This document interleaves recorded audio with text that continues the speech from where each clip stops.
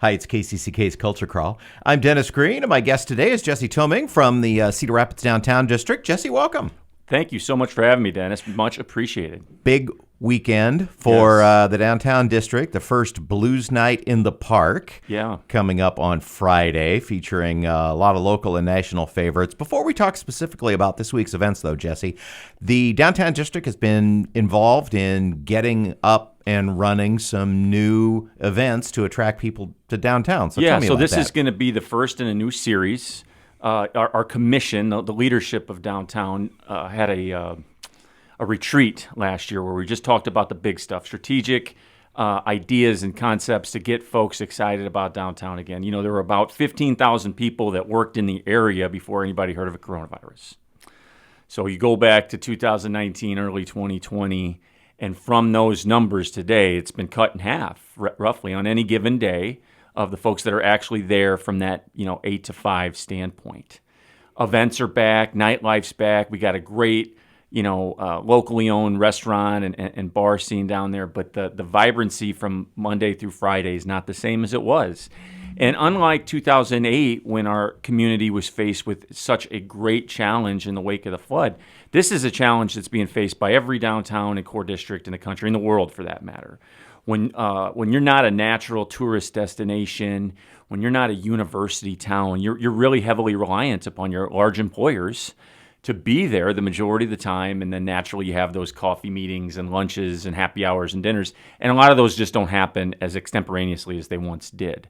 So the thought was, even though this is an evening event, we want to get folks that haven't been downtown in a while to come down and have a great evening in Greene Square, and also to see a lot of the stuff that's taken place since the pandemic flipped the world upside down. From new public art to lighting, we're excited about what it looks like, and we are really excited to activate Greene Square in a way that I can't remember the last time that I was in an actual concert at Greene Square. It was probably Uptown Friday nights and several years ago. Pre-pandemic, definitely. For sure. Yeah.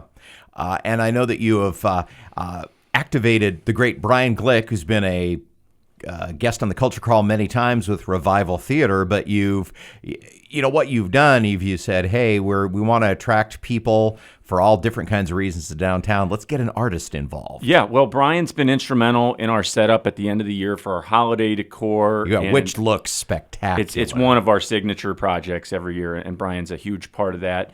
And he's just very passionate about the community, passionate about downtown, and he's been just an unbelievable resource for us in a contractor role, helping plan this new series of events. And what we want to do, Dennis, is we want to get as many demographics excited about this series as possible.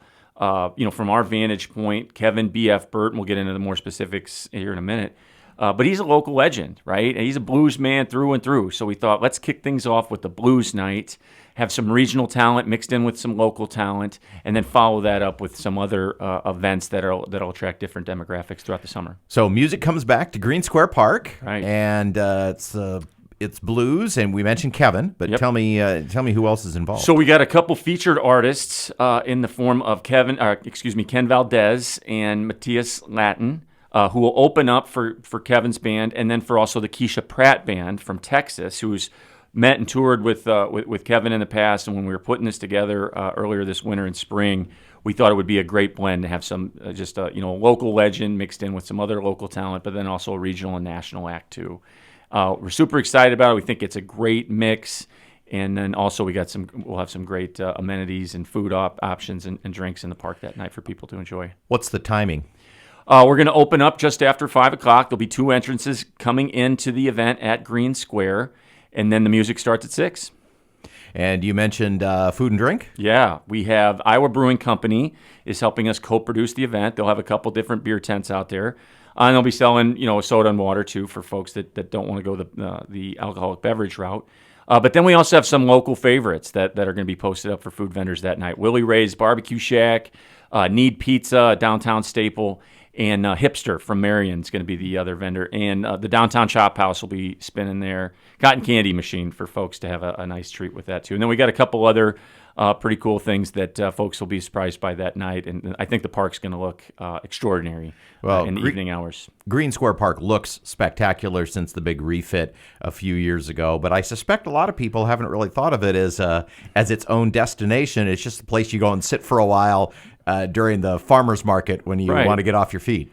So when we were going through that strategy on how to get people and a wide range of people and demographics excited about downtown, one of the thoughts was don't just do it in the same venue, right? When we produce this new series, let's see what works best, mix it up a little bit, and we'll learn a lot and then build on that in the years to come. So this setup's going to be the first, but the next month it'll be totally different.